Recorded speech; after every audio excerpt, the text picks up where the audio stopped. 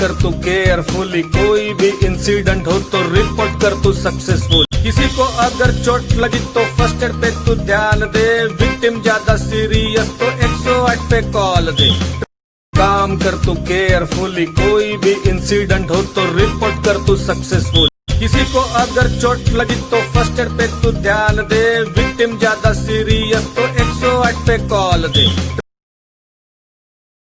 Corona pandemic में हम सभी जगह सुन रहे हैं stay home stay safe, but actually how to be safe at your place. आज वर्ल्ड फर्स्ट एड डे पर I doctor Darpan Bansal, I am a female surgeon specialist in female diseases. Inner wheel club के माध्यम से आज हम first aid के कुछ tips आपके साथ शेयर करेंगे। What is actually first aid? First aid का मतलब है डॉक्टर के आने से पहले आप मरीज की जान बचाएं या जो भी उसको प्रॉब्लम है उसको आगे बढ़ने से बचाएं। तो क्योंकि घर पे आजकल बूढ़े बुजुर्ग बच्चे सभी रह रहे हैं, तो chances of injury, sprain, Burns बहुत ज्यादा बढ़ गए हैं। इस वीडियो में हम कुछ ऐसे tips and dos and don'ts discuss करेंगे जो सभी के लिए फायदेमंद होंगे। सबसे पहले let's start with bleeding. Minor bleeding को हम घर पे आराम से मैनेज कर सकते हैं। उसमें सबसे पहले खुद को आपने अपने हाथ वॉश करने हैं। अगर ग्लव्स मिल सकते हैं तो सबसे बढ़िया बात है। उसमें आपने विक्टिम का जो ब्लीडिंग पार्ट है उसको अच्छी तरह वॉश करना है। अगर एंटीसेप्टिक सॉल्यूशन है लाइक बीटाडीन, सैवलॉन, डेटॉल कुछ भी, उसके साथ वॉश करके ब्लीडिंग पॉइंट को कम से कम 5 to 10 मिनट्स के लिए प्रेस करना है। And in case bleeding stop हो जाती है then wrap it with a cotton bandage after applying a antiseptic cream like Betadine. अगर स्पेसिफिकली इसमें मैं आपको बताना चाहूंगी नोज ब्लीड के बारे में। इन केस नोज ब्लीड है तो हमने यूजुअली क्या करते हैं कि ना गर्दन आप पीछे कर लेते हो, ऐसा बिल्कुल भी नहीं करना। नोज ब्लीड के केस में विक्टिम की गर्दन को हमने आगे को बेंड करना है। इधर पिंच करने की बजाय हमने इधर से पिंच करना है। पिंच करने का time again 5 to 10 minutes until bleeding stops. By the time आप अपने डॉक्टर को कॉल कर सकते हैं या आप विक्टिम को डॉक्टर के पास लेके जा सकते हैं। सेकेंड कॉमन जो प्रॉब्लम आजकल एनकाउंटर कर सकते हैं दैट इज माइनर स्प्रेन्स और फ्रैक्चर्स।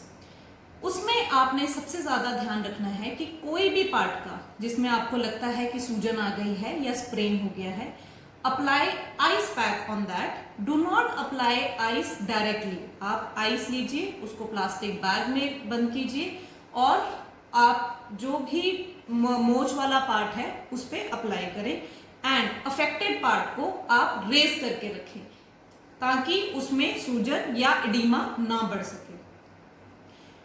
पेन किलर्स में अगर पेशेंट को पेन हो रही है तो आप सेफली पेशेंट को पैरासीटामोल या क्रोसिन दे सकते हैं। एंड अगर ज्यादा पेन अफेक्टेड पार्ट पे है तो आप सेफली वोलिनी जेल भी लगा सकते हैं। नाउ कमिंग टू बर्न्स, क्योंकि आजकल बच्चे भी किचन में एक्सपेरिमेंट करते हैं तो माइनर बर्न्स होने का खतरा है। उसमें सबसे पहले आपने एक बात का ध्यान रखना है कि आइस से बर्न को कभी भी वॉश नहीं करना है। आपने नॉर्मल वार्म वाटर या सिंपल रनिंग वाटर में अफेक्टेड पार्ट को वॉश करना है अच्छी तरह, और उसके बाद kindly do not apply any butter और oil on it. Apply an antiseptic ointment like Betadine, उस पर आराम से लगाएं and try to keep it open. In case कोई ब्लिस्टर बनता है please do not puncture the blister. ये स्टेराइल ब्लिस्टर्स होते हैं, इनको पंक्चर करके हम ज्यादा इंफेक्शन कर रहे हैं। एक इंपॉर्टेंट बात बर्न्स के केस में, इन केस आप कोई इनकाउंटर करते हैं इलेक्ट्रिक बर्न, तो खुद को सेफ रखने के लिए आपने जो विक्टिम के पास इलेक्ट्रिकल वायर्स हैं आपने उनको वुड के साथ पीछे सेपरेट करना है और विक्टिम को इलेक्ट्रिक शॉक से बाहर लेके आना है एंड मेन इलेक्ट्रिक स्विच को ऑफ करने की कोशिश करें। इन केस कोई केमिकल बर्न है तो अगेन आप उसको वॉश करें। इसमें एक चीज का मैं आप सभी को निवेदन करती हूँ, सभी मदर्स को, कि क्योंकि बच्चे घर पे रह रहे हैं, ऐसा कोई भी डिसइंफेक्टेंट आप अपने बाथरूम या किचन में ना रखें जो बिना लेबल के हो, क्योंकि बच्चे उसको एक्सीडेंटली इंजेस्ट कर सकते हैं। इन केस ऐसी एक्सीडेंटल पॉइजनिंग हो जाए तो काइंडली वॉमिटिंग इंड्यूस नहीं करनी, अगर स्पिट कर सकता है बच्चा तो करे और immediately consult your doctor. Now coming to, अगर कोई आपके आई में कोई ऑब्जेक्ट चला जाता है या कोई इंजरी हो जाती है तो आपने आईज को रब नहीं करना है। आप ट्वीजर की हेल्प से आप कोई भी पार्टिकल जो आई में गया है उसको रिमूव करने की कोशिश करें।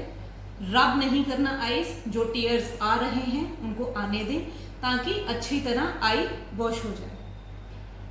कमिंग टू, अगर किसी को घर पे, क्योंकि बुजुर्ग घर पे हैं, अगर सीजर्स आ गए हैं जिनको कह सकते हैं कि दौरा पड़ गया है, उसमें आपने कभी भी विक्टिम के मुंह में कुछ भी नहीं डालना है। उसको आपने पेशेंट को लेटाने की कोशिश करनी है और एक साइड पे लेटाने की कोशिश करनी है, एकदम सीधा फ्लैट नहीं लेटाना है और कुछ भी सुंघाने या उसके मुंह में डालने की कोशिश नहीं करनी। सेकेंड पर्सन को आप कह सकते हैं आपके इमीडिएट डॉक्टर को कंसल्ट करें।